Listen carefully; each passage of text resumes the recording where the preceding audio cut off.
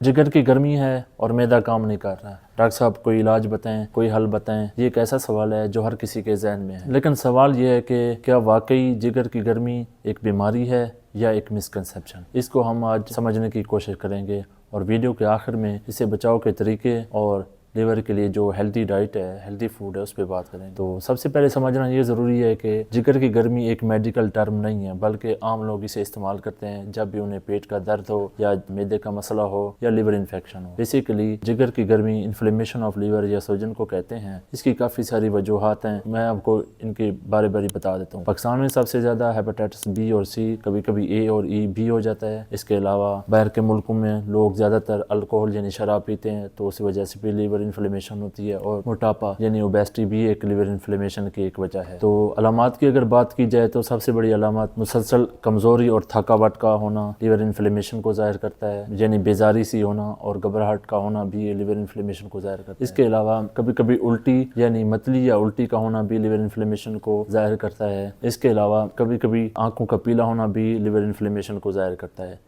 कभी मैदे का यानी आपके स्टमक का भरा हुआ होना भी लिवर इन्फ्लेमेशन को ज़ाहिर करता है। अब आगे चलते हैं, लिवर इन्फ्लेमेशन यानी सूजन को कैसे परहेज की जाए। इसकी परहेज में सबसे पहले तो साफ़ सुथरा पानी यानी फिल्ट्रेशन का पानी पीना है। घर के खाने यानी बाहर का खाना बिल्कुल ना खाएं और अपने वजन को तवाज़ुन में रखें। आगे आते हैं, जो मेन इंपॉर्टेंट आपको बताने वाली चीज़ है, लिवर इन्फ्लेमेशन को कम करने का तरीका क्या है, यानी कैसी क्या खुराक खाएं जिससे लिवर इन्फ्लेमेशन कम हो जाए। तो सबसे पहले तो ग्रीन वेजिटेबल्स पे आते हैं, यानी सब्जियों में सबसे इम्पोर्टेंट जो लिवर इन्फ्लेमेशन यानी लिवर की डिटॉक्सिफिकेशन में इम्पोर्टेंट है वो गोभी यानी गोभी की फैमिली, वो फूल गोभी भी हो सकती है, बंद गोभी भी, दोनों लिवर डिटॉक्सिफिकेशन के लिए बहुत ज़रूरी है, उसकी मदद करती हैं। इसके अलावा फ्रूट्स में अगर बात की जाए तो आजकल जिसका सीज़न है यानी संतरा, माल्टे, मुख्तलिफ किस्म के नाम हैं, ये इस्तेमाल करते हैं। ये भी इस्तेमाल करने से आपकी लिवर डिटॉक्सिफिकेशन यानी लिवर की जो फाजिल मादे रिमूव करने की जो सलाहियत है वो इसको बढ़ाता है। इसमें मौजूद विटामिन सी आपके इम्यूनिटी को भी बढ़ाता है। लेमन यानी लीमू भी आपकी लिवर डिटॉक्सिफिकेशन में इंपॉर्टेंट रोल अदा करता है। लहसुन यानी गार्लिक, लहसुन भी मौजूद जो केमिकल्स होते हैं वो भी लिवर डिटॉक्सिफिकेशन में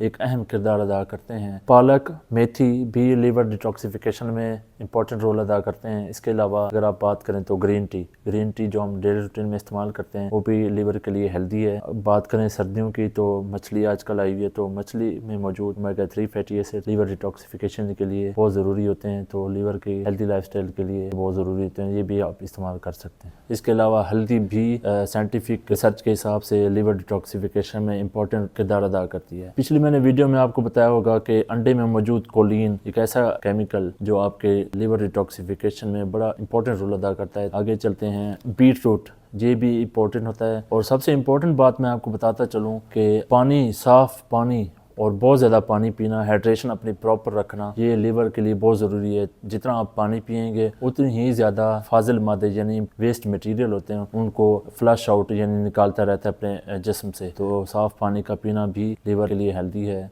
इसके अलावा पेन किलर्स, ऐसी अद्वियात का इस्तेमाल ना करें जिससे आपके लिवर पर मतलब बहुत ज़्यादा वज़न पड़ जाए और उसे डिटॉक्सिफिकेशन के लिए कोई और चीज़ की हेल्प ज़रूरत पड़े, तो बहुत ज़्यादा अद्वियात का इस्तेमाल करना भी उसके लिए हेल्दी नहीं है लिवर के लिए, उससे भी परहेज़ करें। तो अपना ख्याल रखिए। अल्लाह हाफिज़।